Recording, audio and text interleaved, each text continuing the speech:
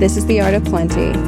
And today we are diving into how to create a schedule, a plan for getting the life that you wanted. Now, we're going to talk about what it means to be a cyclical being, because if you can harness the understanding that not all things need to be done in all seasons, you may be better able to build a routine, a schedule, and commit to the things that you know you need to commit to in order to change your life and live the life that you are meant for. I'm Amy McInnes. This is The Art of Plenty. The Art of Plenty is all about talking about parenting, because I'm a mother of 5, talking about relationships. I'm a marriage therapist and I've been married for over 20 years. Talking about work. I'm an entrepreneur, and I believe that because as adults, we spend so much time at work every day, that work needs to matter. We need to love it, and we need to be in the right place at the right time. And the fourth thing that I talk about, and it's probably my favorite topic, is all things personal development. And I've been wrestling with this idea of, does well-being fit as a topic on its own, or does it fit into personal development? Because personal development can be anything. It could be working on improving your physical self, your emotional self, your mental self, your spiritual self. And to have well-being means to be well in all of those areas, physically, mentally, emotionally, spiritually. So I've decided that when I think of personal development, I'm going to be thinking about well-being, so that personal development is about having well-being. It's about having health. So today, our topic falls under that umbrella of personal development, well-being. And it is a change in season. And I have to say that even though I'm a Kootenai girl at heart, and I love all 4 seasons, and we get all 4 seasons here in the Kootenays, I've always had a love for fall. And it's not just because I'm a sweater girl and I love sweaters, because that is something that has also changed with me as I've aged, is I do love sweaters and I do love all the fall clothes, but I also love summer clothes too. And just being able to not wear a sweater, that feels amazing. But it's fall. And here is something that happens to me every single fall. It feels like a new year. It's a new season. And unlike the transition into spring or summer, when fall hits, I am all about, what do I need to change in my life and how am I going to change it? It's like a mini New Year's. I have never really been one for New Year's resolutions, but come January, come September, I start thinking about, what should I be doing? Where do I need to be investing my time? And this year, I am thinking about getting greater mental clarity. And I have decided that regardless of all the other things that I want to do, because as an ambitious woman, I have a very, very long list of all of the things that I want to be doing. I have not done well with my workout schedule because I had surgery at the beginning of summer and I just fell out of routine and I needed to take a break. And summer, I find it difficult to work out on a regular basis because of the heat and because of my kids being home. So I've been thinking about my workout schedule. What am I going to do for that? I've been thinking about all of the things that I want to do for work. I've been thinking about being creative. I love to paint. I love to sew. So I've been thinking about all of these things, and I want to do all of these things, but I still have to do things. I still have to take care of my family of 5. I still have to be present for my husband. I still have my work commitments. So how am I going to do it? How am I going to do it all? Because this is the time of season when I start thinking about all the things that I want to do. And I know, and I feel so sure that I want to be consistent. I do not want to be like flash in a pan with these ideas about what fall is going to bring. I'm determined that whatever it is that I'm doing, I'm going to stick with it forever. Not really forever, but for long enough that it makes a change, for long enough that it feels like I've reached the goals that I want. Because sometimes we do things and it's not just about doing it forever, but it's about getting getting ahead, and then we don't have to take as much attention towards it because we go into maintenance phase. So here's the beautiful thing that happened this fall for me. One of my regular routines, I automatically fell back into.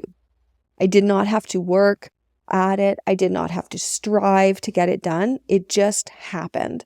So what is that routine? It's my get up in the morning, have a hot glass of water that almost too hot to sip, like that whoo feeling, and doing my morning pages. Now, in the past, when I have tried to do sometimes these types of routines, I fail and I can't do them consistently. Like summer, when all my kids are home, I cannot focus because somebody is always interrupting me in the morning, or I'm sleeping in because our whole household kind of changes the time because my kids stay up later because it is sunny out. In the Kootenays, our sun doesn't go down till sometimes like 11 o'clock at night. So the kids have a difficult time sleeping. So because of that, it can be really difficult to do that piece in the summer. But now that it's fall, I didn't even have to try. It just happened. It fit with this season. And I want to talk about the cyclical nature that we have and how we are cyclical beings. So some things, if we're doing the right thing at the right time, they're easy to do. Like my hot water morning page routine. I drink hot water for my liver. There was a season in my life where my liver really, it just got put under a lot of stress. Let's leave it at that today. And when you have a hot glass of water and it's the first thing you eat or drink in the morning, it wakes up your liver. It says, "Good morning, liver. You've got a job to do today and you're going to do a good job." So that's why I drink it. And I know that it's making a difference. I'm not sure exactly what the difference is, but I can feel it, and I feel more calm and collected when I have that cup of hot water and I do my morning pages. So that was like an instant win for me because, again, I didn't have to strive for it. Now, part of the reason why I didn't have to strive is I've done this routine in the past, so I know how I feel when I do it. So I didn't have to convince myself that it was going to be a good idea. It's like when you have a regular workout routine or you go for walks on a regular basis and you know how your body feels when you do those things. And so when you start them again, you don't have to convince yourself that it's going to be good for you because you've already experienced in the past how good it was for you. So that routine was easy to start.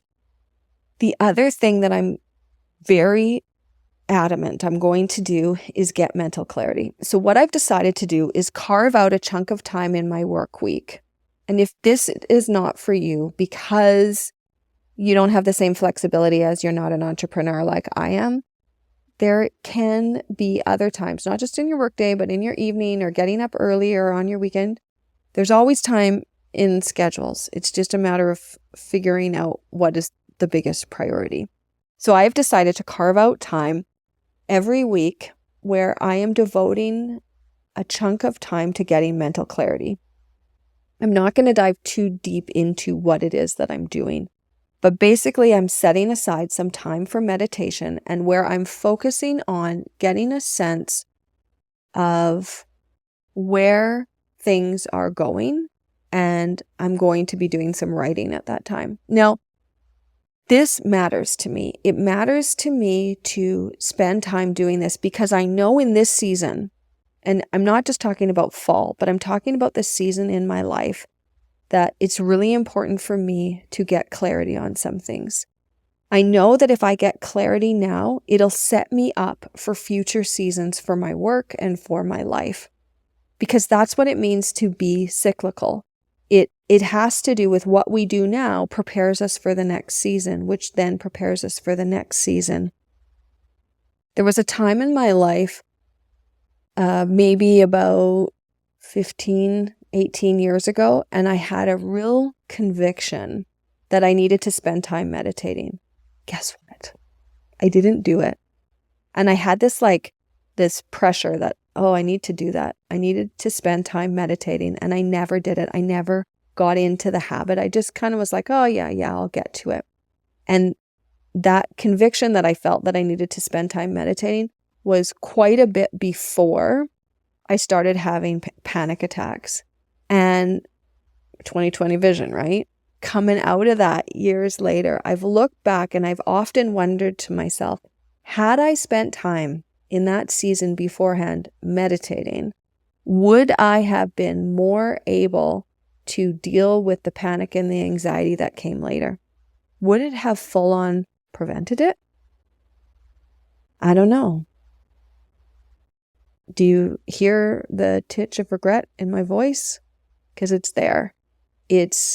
I wasn't prepared for that season that came with the panic and the anxiety, because the season before it, I wasn't doing what I should have been doing. So I have that same kind of feeling this season, that I need to have my mental clarity. I need to make sure that I'm meditating. I need to keep the main thing.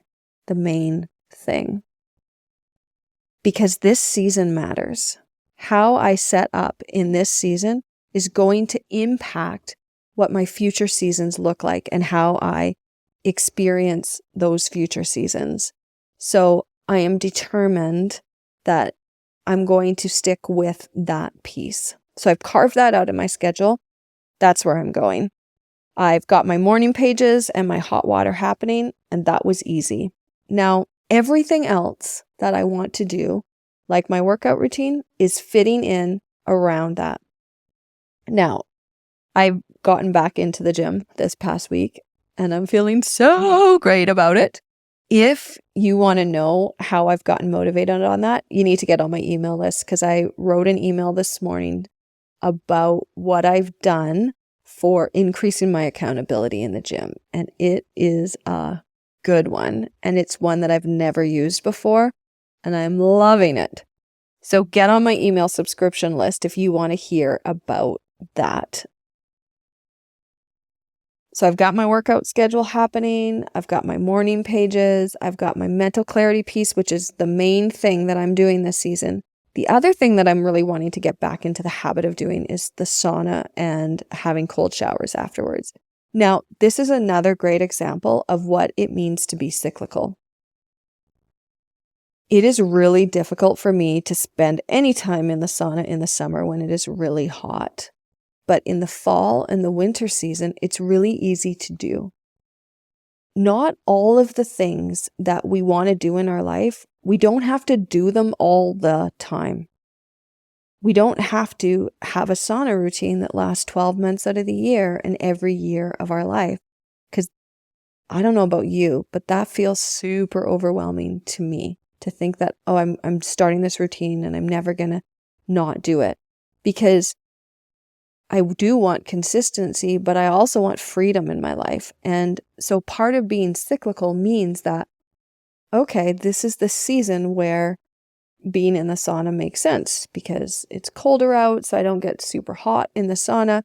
And if I don't go in the sauna every day or every week for my entire year, it's not a big deal because there's this time in my life when I am doing it, which is fall and winter.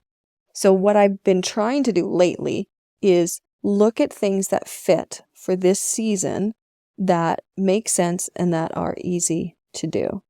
Now, I got to tell you, a lot of the things that I have learned for building and starting new habits came from Fogg. He's got this fabulous book. If you're watching on YouTube, I'm holding it up. It's called Tiny Habits by Fogg. And he's got some incredible tips for starting out habits. So I've been around the block a little bit and I've been doing habit building for a while. And this concept of cyclical beings is not in his book, but what is in his book is celebrating when you've done something that you've set yourself up to do. So for example, after you do that workout or after you've gone for that walk that you're trying to include into your daily life, celebrate yourself. Now, when I think about celebrating, this is what I do. I can hear my kids' voices when they cheer, or I think about the sounds that I make if I'm actually cheering and feeling really excited about something. So things like, and it just brings me joy when I think about my kids' voices saying things like, woohoo, or yes. And that's what Fogg says to do. When you do the thing that you've been wanting to do, after you do it, cheer. Yes. Say, woohoo! Look at yourself in the mirror and smile. Now, the reason why the reason why you do those things is it changes how you feel about that in your brain. It releases certain chemicals, and basically your body and your mind is like, oh, we like that. Okay, even if you don't like it, like even if you're trying to set a habit of flossing your teeth every day and you don't really like flossing your teeth, but after you floss, you smile at yourself in the mirror and congratulate yourself, your body will register that you're smiling, and doesn't necessarily register that it's not a real smile, meaning that you're faking it. And then what happens is because you're expressing joy, your body's like, oh, let's do those things because that express joy. Let's do those things that create joy for us. Because why? Well, because we like joy. So when we do things that we don't necessarily want to do, that we're trying to create a new habit, if we celebrate it afterwards, we get backed up by all our physiological process that push us forward and be like, yeah, that's something that we want to keep doing. Wow, I feel so good. So that is one of BJ Fogg's tiny little habit hacks, is to celebrate. And you can have fun with this. And if you are in a place where you can't be hooting and hollering because there's people around, just hear that in your head and smile. Look yourself in the mirror while you're smiling. Congratulate yourself. We don't celebrate enough at our house. And that's one of the things that Jody and I have really tried to change in the last few years. And one of the things that I have also committed to this season is to actually celebrate, because there's something remarkable that happens when we celebrate. It makes us feel good, and feeling good, sometimes we need that, especially when things are hard, or especially when things are difficult, or we don't have the motivation to actually get things done. And can we just talk about motivation? You see, last week I was feeling like, oh, I needed to do such and such for work. I needed to come out and record another episode, and I could not do it. I could not get motivated to do it. I didn't feel like it. And one of the things that I'm trying to pay attention to is that cyclical cycle. Because even though I'm in chemical menopause, which I will not get into right now, there are still certain times in the month where I may feel hungrier, I may feel like I need more rest, or times that I have a lot of energy and a lot of motivation. And because I'm well, and typically I'm a motivated person, when I have days where I don't really feel motivated, it's a clue to me that, oh, maybe this is the part in my cycle, or the part in this season where I actually just need to take it easy for a minute or two, take it easy for a day or two, and relax. So I've been trying to cut myself some slack on those days in the month where maybe I need a little bit more rest, or maybe I need to give myself a bit more of a break, because being cyclical means that we can't give it all the same every day. You know you're a cyclical being if you need sleep, because there's that time where we actually need to rest. And when we rest, it prepares us for the next day.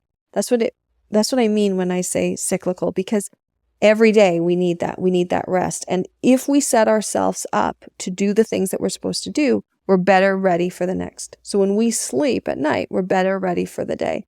That's why having some type of day off during the week really matters. And I'm struggling about this a little bit with my daughter, because the season that we're in with dance is they're learning a lot of choreography on the weekends. So she has weeks where she dances every single day.